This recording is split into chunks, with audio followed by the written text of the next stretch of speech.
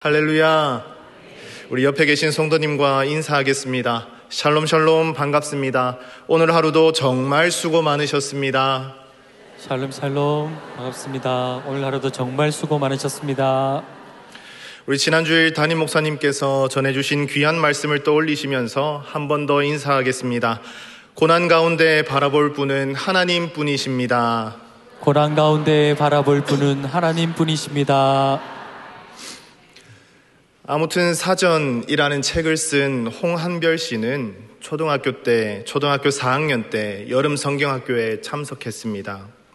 외부에서 하는 캠프였는데 주일학교 선생님이 캠프 준비물로 세면 도구, 갈아입을 옷, 속옷, 수영복, 필기도구, 주브라고 알려주셨습니다. 홍한별 씨는 마지막 주브라는 단어를 몰랐다고 합니다. 대신 비슷한 단어인 주보는 알아서 성경학교를 갈 때 교회 주보를 챙겼다고 합니다. 그러다 성경학교를 출발하는 날 주보가 아니라 튜브라는 것을 알게 됐습니다. 다른 사람들은 주보가 무엇인지 다 알았던 것 같습니다. 그래서 본인을 제외한 모두가 튜브를 가지고 왔고 튜브를 가지고 물놀이를 했다고 합니다. 그런데 문제는 홍한별 씨가 튜브 없이 물놀이를 하다가 발을 잘못 디뎌서 죽을 뻔했다고 합니다. 그 일 이후 홍한별 씨는 약간 강박적일 만큼 사전으로 단어를 확인해 본다고 합니다. 그러다가 아무튼 사전이라는 제목의 책까지 집필하게 되었습니다. 사전은 우리가 사용하는 단어의 의미를 알려줍니다. 모르는 단어를 알고 싶을 땐 사전을 찾아보면 됩니다. 그러나 지금 옥스퍼드 주니어 사전으로는 예배당, 제자, 목회자, 죄, 마귀라는 단어를 알 수 없습니다. 2007년 옥스퍼드 주니어 사전이 개정될 때 신앙의 핵심 단어인 예배당, 제자, 목회자, 죄, 마귀가 빠졌습니다. 옥스퍼드 주니어 사전은 어린이와 청소년이 꼭 알아야 하는 단어들이 수록된 사전입니다. 특별히 죄라는 단어가 빠졌다는 것은 죄가 오늘날 어린이들과 청소년들이 몰라도 되는 단어가 되었다는 의미입니다. 그러나 죄라는 단어는 하나님과의 관계에서 꼭 알아야 하는 단어입니다. 죄 때문에 하나님과 관계가 깨어졌습니다. 죄 때문에 하나님의 독생자 예수 그리스도께서 이 땅에 오셨습니다. 죄라는 단어를 몰라서는 안 됩니다. 명확하게 알고 있어야 합니다. 그러나 세상은 그런 단어를 몰라도 된다고 말합니다. 우리가 살아가는 시대의 모습입니다. 오늘날 우리가 살아가는 시대는 하나님을 지우려고 하는 시대입니다. 하나님이 아닌 온갖 우상들을 쫓아갑니다. 이런 시대에서 그리스도인인 우리는 어떤 모습으로 살아야 할까요? 수요 찬양 예배마다 성경인물 인생 수업 시리즈로 말씀을 나누고 있습니다. 오늘은 엘리사에 관한 말씀을 살펴보려고 합니다. 엘리사의 삶을 통해 우상을 쫓아가는 세상에서 그리스도인으로서 어떻게 살아야 하는지를 깨닫고 그리스도인의 모습으로 살아가기를 다짐하는 복된 시간 되시기를 예수님의 이름으로 축복합니다. 엘리사의 스승인 엘리야가 사역할 때 왕은 아합이었습니다.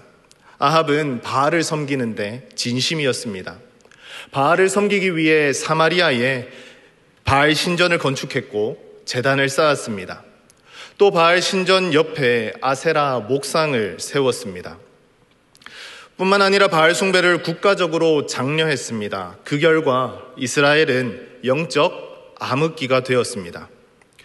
영적 암흑기 중에 엘리야가 불병거를 타고 하늘로 가면서 엘리사가 후계자가 되었습니다. 여전히 이스라엘은 영적 암흑기였습니다. 아합왕이 살아있을 때는 영적으로만 암흑기였는데 아합왕이 죽고 난 다음에는 정치, 경제, 외교, 군사 모두 쇠퇴의 길을 걷기 시작했습니다. 그래서 선지자 엘리사가 사역했던 시대는 영적 암흑기와 더불어 정치, 경제, 외교, 군사적 쇠퇴의 시기, 종합하면 혼란 그 자체의 시기였습니다. 하나님께서는 왜 그 시기에 엘리사를 선지자로 부르시고 사용하신 것일까요? 하나님께서 엘리사를 세우셨다는 것은 혼란스러운 시대에 꼭 필요한 사람이 엘리사였음을 의미합니다. 그렇다면 왜 엘리사였을까요? 하나님께서 엘리사가 필요했던 이유 첫째, 우리 함께 읽겠습니다. 모범 답안을 가지고 있었기 때문입니다. 미국의 흑인 교회를 가면 상당히 역동적이라고 합니다. 그래서 목사님이 설교 시간에 한마디를 하면 설교를 듣는 성도들이 꼭 반응을 한다고 합니다. 어느 날 목사님이 이렇게 이야기를 했습니다. 오늘날 교회의 사역은 주저앉아 있습니다. 교회는 걸어야 합니다. 이렇게 설교를 했습니다. 그러니 성도들이 맞습니다. 우리 교회는 걸어야 합니다. 이렇게 반응을 했습니다.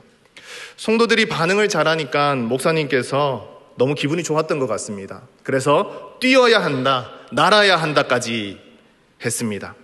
성도들은 날아야 한다까지 큰 소리로 반응을 잘했습니다. 또 목사님은 좋은 반응을 기대하며 말했습니다. 날려면 돈이 필요합니다. 헌금을 드려야 합니다. 이랬더니 지금까지 반응하던 성도들이 한마디도 하지 않고 조용했다고 합니다. 그렇게 다들 조용하게 있는데 구석에 어느 성도 한 명이 아주 작은 목소리로 말했습니다. 그냥 걸읍시다. 어떤 대답을 하느냐는 그 사람이 어떤 생각을 가지고 있는가, 어떤 행동을 할 것인가를 나타냅니다. 열왕기상 19장 19절을 보면 엘리야가 엘리사를 찾아갔습니다. 엘리사는 밭을 갈고 있었습니다. 혼자 외롭게 작은 밭을 괭이로 갈고 있었던 것이 아니라 12결의의 소와 함께 밭을 갈고 있었습니다. 결이라는 것은 한 쌍을 의미합니다. 그러니 엘리사는 24마리의 소와 함께 밭을 갈고 있었습니다. 그런 엘리사에게 엘리야는 자신의 겉옷을 던졌습니다. 이것은 나의 일을 이어서 하라라는 의미였습니다. 엘리야가 하나님의 선지자였으니 선지자의 일을 이어서 하라는 의미입니다. 엘리사는 이 상황에 어떻게 행동했을까요? 20절 상반절을 함께 읽겠습니다. 저가 소를 버리고 엘리야에게로 달려가서 이르되 청컨대 나로 내 부모와 임반추게 하소서. 그리한 후에 내가 당신을 따르리이다. 이 구절에는 중요한 동사가 두 개 있습니다. 하나는 버렸다라는 동사이고 또 다른 하나는 달려가서라는 동사입니다. 이 두 개의 동사를 원어로 보면 엘리야가 엘리사를 불렀을 때 소를 버리고 바로 달려가는 모습을 떠올릴 수 있습니다. 지금도 소는 비싸서 함부로 버릴 수가 없는데 엘리사는 한치의 망설임도 없이 소를 버리고 엘리야를 향해 달려갔습니다. 왜 달려갔을까요? 부모님께 인사하고 당신을 따라가겠다고 말하기 위함입니다. 엘리사는 엘리야의 말에 순종하겠다고 말하기 위해 달려간 것입니다. 엘리사는 내가 당신을 따르는 것이 하나님의 말씀이라면 순종하겠습니다. 하나님의 뜻이라면 순종하겠습니다. 이렇게 말하고 있는 것입니다. 또 21절을 보면 엘리사가 소 한 결의를 취하여 잡고 소의 기구를 불살라라고 합니다. 소가 밭을 갈 때 사용하던 기구를 불살랐다고 합니다. 자신이 사용하던 기구를 불살랐다는 것은 과거로, 농사짓던 과거로 돌아가지 않겠다는 의지의 행동입니다. 이것을 종합하면 엘리사의 모든 행동에는 망설임이 없었습니다. 그의 순종은 단번에 즉각 일어났습니다. 엘리사의 이와 같은 행동은 그리스도인의 모범 답안입니다. 엘리사뿐만 아니라 예수님의 제자들도 모두 가지고 있었던 모범 답안입니다. 예수님께서도 가지고 있었던 모범 답안입니다. 그렇다면 예수님을 믿는 우리도, 예수님의 제자라고 하는 우리도 이 모범 답안을 가져야 합니다. 하지만 많은 성도들이 하나님의 뜻보다 자신의 생각, 자신의 신념, 자신의 상황을 더 크게 여기고 우선시하기 때문에 이 모범 답안을 잊을 때가 많습니다. 그러나 우리가 기억해야 할 것은 성도는 자신의 생각, 신념, 상황이 아니라 주님의 말씀을 기준 삼아 순종하며 살도록 부름받았다는 사실입니다. 엘리사가 사역하던 시대, 바알과 아세라가 흥황하던 시대에 하나님께서 필요로 했던 사람은 엘리사처럼 모범 답안을 가지고 있는 사람, 하나님의 말씀에 즉각적으로 순종하는 사람임을 잊지 마시기 바랍니다. 내가 손해보는 것처럼 느껴질지라도 하나님의 말씀이라면 순종하는 사람이 하나님께 기쁨이 됩니다. 그런 사람이 하나님께 필요한 사람입니다. 바라기는 엘리사와 같이 모범 답안을 가진 성도가 되시기 바랍니다. 그래서 이 시대에 하나님께 딱 필요한 사람이 되시기를 예수님의 이름으로 축복합니다. 하나님께서 엘리사가 필요했던 이유 둘째, 함께 읽겠습니다. 흔들리지 않는 사람이었기 때문입니다. 엘리사는 스승인 엘리야를 따라다니며 수종 들었습니다. 엘리야를 통해 배움의 길을 걸어왔습니다. 항상 함께 했습니다. 그러나 열왕기하 2장 2절과 4절 그리고 6절을 보면 하나님께서 엘리야와 엘리사를 떼어놓는 것처럼 보입니다. 화면의 말씀을 보시면 엘리야가 엘리사를 향해 여기 머물라 라고 말했습니다. 그리고 덧붙여서 여호와께서 나를 베델로, 나를 여리고로, 나를 요단으로 보내시느니라 라고 말합니다. 엘리야가 엘리사를 떼어놓는 것이 아닙니다. 하나님께서 떼어놓으십니다. 하나님께서 왜 엘리야와 엘리사를 떼어놓으시려는 것일까요? 엘리야가 가야 하는 지역이 엘리사는 가면 안 되는 지역이었을까요? 아니면 갈멜산 대결처럼 엘리야 홀로 감당해야 할 일이 있었기 때문일까요? 둘 다 아닙니다. 하나님께서 엘리야와 엘리사를 떼어놓으시는 이유는 엘리사를 시험하기 위함입니다. 엘리사가 혼란스러운 이스라엘의 선지자직을 감당할 수 있는 충성심이 있는지 하나님께서 확인하시기 위함입니다. 엘리사가 선지자로서의 소명의식이 있는지 하나님께서 확인하기 위함이었습니다. 엘리사는 하나님의 시험에 통과했을까요? 엘리사는 여기 머물라고 말하는 엘리야에게 이렇게 답합니다. 여호와의 사심과 당신의 혼의 삶을 가리켜 맹세하노니 내가 당신을 떠나지 아니하겠나이다. 하나님께서 살아계신 동안에는, 선생님께서 살아계신 동안에는 끝까지 따라가겠습니다 라는 맹세입니다. 이 맹세를 엘리사는 3번 합니다. 머물라는 엘리야의 말을 처음 들었을 때 끝까지 따라가겠습니다 라고 말하는 것은 쉬웠을 수도 있습니다. 그런데 머물라는 말을 2번, 3번 듣게 된다면 머물러 있는 것이 스승의 뜻이 아닐까? 머물러 있는 것이 하나님의 뜻이 아닐까? 이렇게 생각이 바뀔 수도 있었습니다. 하지만 엘리사의 생각은 바뀌지 않았습니다. 엘리사의 마음은 흔들리지 않았습니다. 왜일까요? 엘리야의 겉옷을 받았기 때문입니다. 하나님께서 주권과 은혜 안에서 엘리야의 후계자로 자신을 부르셨음을 믿었기 때문입니다. 그래서 그는 끝까지 흔들리지 않을 수 있었습니다. 충성심과 소명의식에 대한 하나님의 시험을 통과한 것입니다. 이후 엘리사는 엘리야의 후계자로서 엘리야의 능력을 갑절로 요구하였습니다. 그리고 갑절의 영감을 받은 엘리사는 엘리야의 후계자로서 이스라엘의 선지자로서 수많은 기적을 일으켰습니다. 그리고 죽을 때까지 흔들리지 않고 하나님께 쓰임받을 수 있었습니다. 하나님께 필요한 사람은 하나님의 부르심에 흔들리지 않는 사람입니다. 하나님께서 우리를 부르셨습니다. 아멘이십니까? 우리 교회 공동체 고백처럼 세상으로부터 하나님의 백성으로 부르셨고 세상으로 보냄받은 그리스도의 제자로 부르셨습니다. 이 부르심에 흔들리지 않아야 합니다. 그러나 종교개혁자 존 칼빈이 말한 것처럼 인간의 마음은 우상을 만들어내는 공장입니다. 하나님의 부르심에 흔들리지 않아야 하지만 우리 마음에 우상 만드는 공장의 운영이 너무 잘 돼서 우상을 쫓아갈 때가 많습니다. 그래서 백성으로의 부르심, 그리스도의 제자로의 부르심이 흔들립니다. 그렇다면 우리는 어떻게 부르심에 흔들리지 않을 수 있을까요? 하나님의 은혜를 계속해서 떠올릴 때, 하나님의 은혜를 계속해서 떠올릴 때 부르심에 흔들리지 않는 삶을 살아갈 수 있습니다. 담임 목사님께서 2025년을 감사로 승리하는 해로 선포하셨습니다. 감사 팔찌도 끼고 감사 노트를 기록하면서 하나님의 은혜를 자연스럽게 계속해서 떠올릴 수 있는 귀한 한 해로 보내고 있습니다. 하루를 마무리하며 감사 노트를 쓰려면 하나님께서 오늘 주신 은혜를 떠올릴 수밖에 없습니다. 하나님의 은혜를 떠올리면 감사도 나오고 회개도 나오고 다짐도 나옵니다. 이 세 가지가 함께 나오다 보면 부르심에 대한 흔들림이 줄어들 수밖에 없습니다. 감사로 승리하는 해, 감사로 하나님의 은혜를 날마다 떠올리며 보내고 계십니까? 아멘 소리가 작아진 것 같습니다. 바쁘다는 이유로 또는 분주해서 하루하루 미루다가 상반기 감사 노트가 깨끗할 수도 있습니다.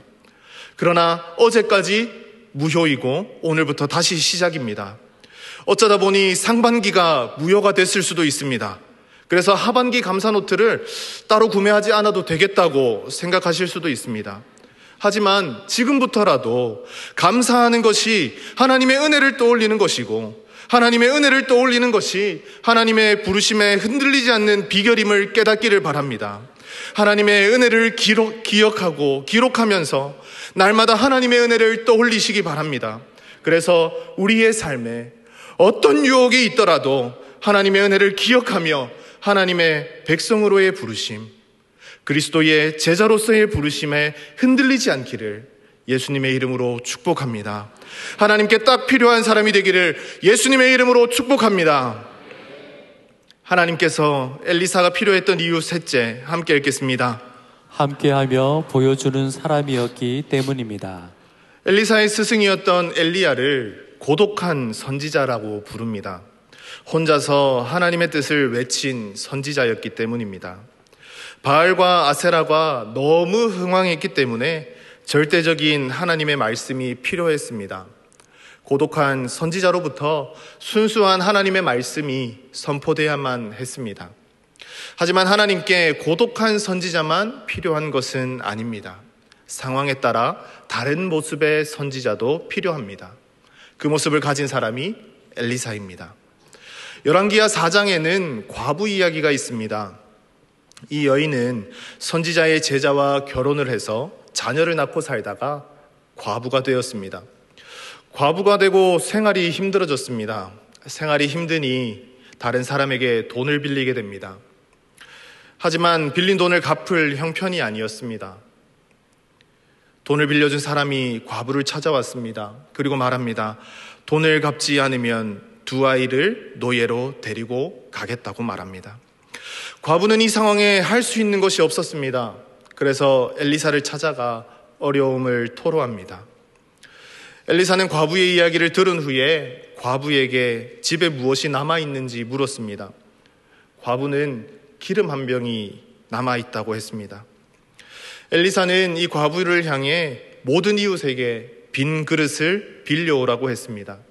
그리고 모든 문을 닫고 빈 그릇에 가지고 있던 기름을 부으라고 했습니다. 과부는 엘리사가 시키는 대로 모든 이웃의 집을 다니면서 그릇을 빌려왔습니다. 그리고 한 병 남았던 기름을 빌려온 그릇에 붓기 시작했습니다. 그때 놀라운 일이 일어났습니다. 빌려온 모든 그릇이 기름으로 가득 차게 되었습니다. 하나님께서 엘리사를 통해 과부에게 기적을 행하셨습니다. 기적을 눈으로 직접 본 과부는 엘리사를 찾아가 있었던 일을 말했습니다.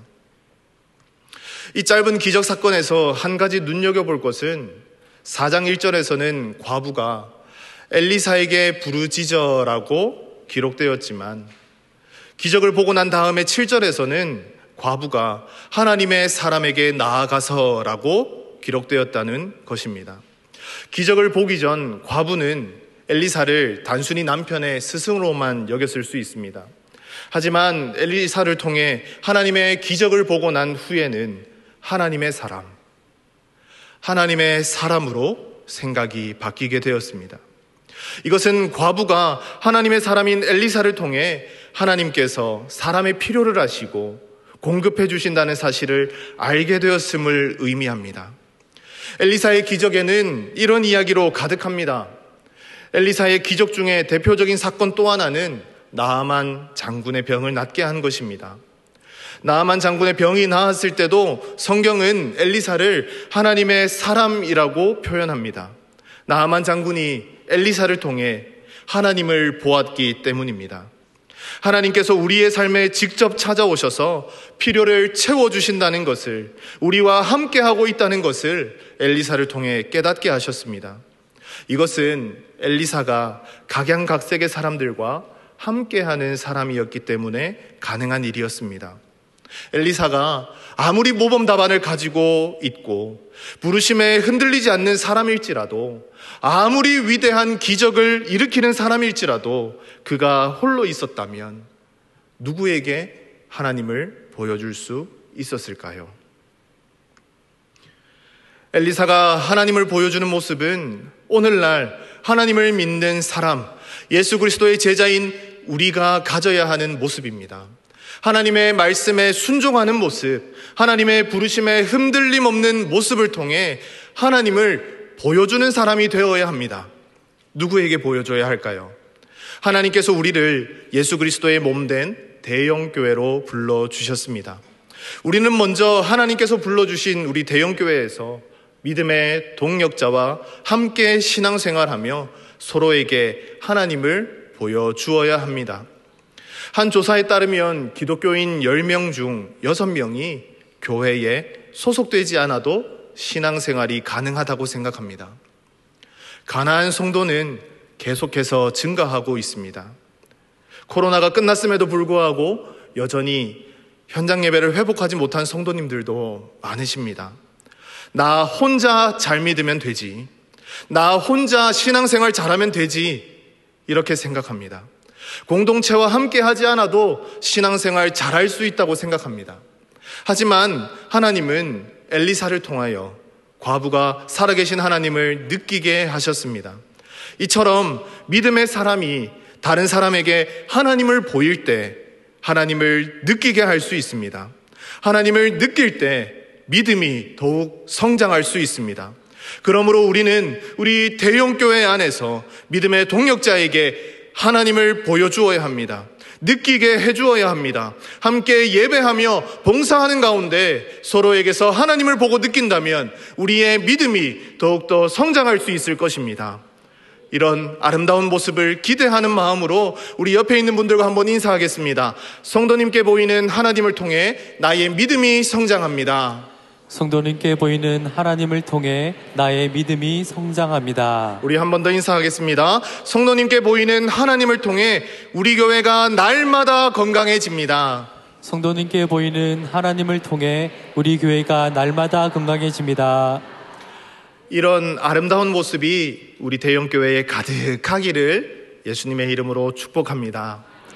또 하나님께서는 우리를 세상으로 보내셨습니다. 디트리히 본헤퍼 목사님은 그리스도인이라면 수도원적 은둔 생활이 아니라 원수들 속에서 살아가는 것이 마땅합니다라고 말했습니다.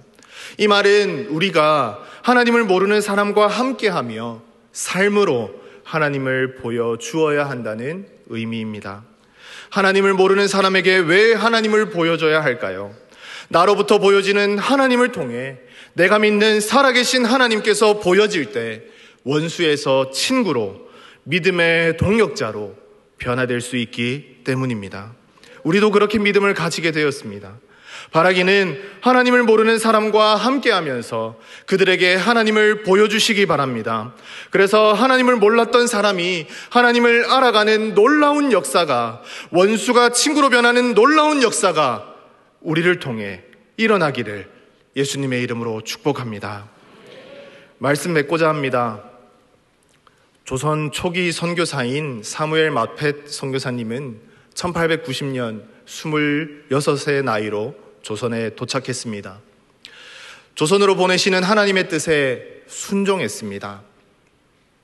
마펫 선교사님은 조선 사람들을 자기 민족처럼 사랑했습니다. 조롱도 받고 야유를 받으면서도 노방전도로 예수 그리스도의 복음을 전했습니다.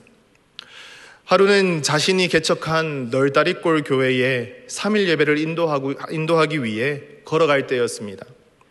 그 당시 유명한 불량배 한 명이 마페 선교사님에게 시비를 걸었습니다. 그리고 돌을 던졌습니다. 불량배가 던진 돌은 마페 선교사님의 턱에 정통으로 맞았습니다. 그래서 턱뼈가 골절되었습니다. 아프기도 했겠지만 얼마나 화가 났을까요? 얼마나 억울했을까요? 하지만 마페 선교사님은 흔들리지 않았습니다. 하나님께서 조선을 위해 자신을 부르셨다는 것을 믿었기 때문입니다. 그리고 마페 선교사님은 불량배를 용서하였습니다. 고발하지도 않았습니다. 원망도 하지 않았습니다. 예수 그리스도의 제자로서 원수까지 사랑하는 모습을 보여주었습니다. 마페 선교사님의 이 모습이 훗날 돌을 던진 불량배의 회심에 큰 역할을 하였습니다. 이 불량배는 결국에는 회심을 하였고 한국 최초의 장로교 목사 7인 중 한 명이 되었습니다. 이 불량배는 최초의 제주도 선교사이고 신사참배 거부로 순교를 당한 이기풍 목사님입니다. 오늘 이 밤 하나님께서 필요로 하시는 사람에 대한 말씀을 나누었습니다. 하나님의 말씀에 순종이라는 모범 답안을 가진 사람, 하나님의 부르심에 흔들리지 않는 사람, 하나님을 믿지 않는 사람과도 함께하며 하나님을 보여주는 사람은 사람을 변화시킵니다. 세상을 변화시킵니다. 여기에 모인 우리가 순종이라는 모범 답안을 가진 사람이 되기를 바랍니다. 부르심에 흔들리지 않는 사람이 되기를 바랍니다. 믿지 않는 사람과도 함께하며 하나님을 보여주는 사람이 되기를 바랍니다. 그래서 우리의 가정, 우리의 교회, 우리가 살고 있는 울산, 더 나아가 대한민국을 변화시키는데 하나님께 필요한 사람, 하나님께 쓰임받는 대형의 모든 성도가 되시기를 예수님의 이름으로 축복합니다. 우리 시간 화면의 기도문을 함께 읽고 합심하여 기도하겠습니다. 하나님 아버지, 이 땅의 회복을 위해 하나님께 필요한 사람이 어떤 사람인지 말씀을 통해 배웠습니다.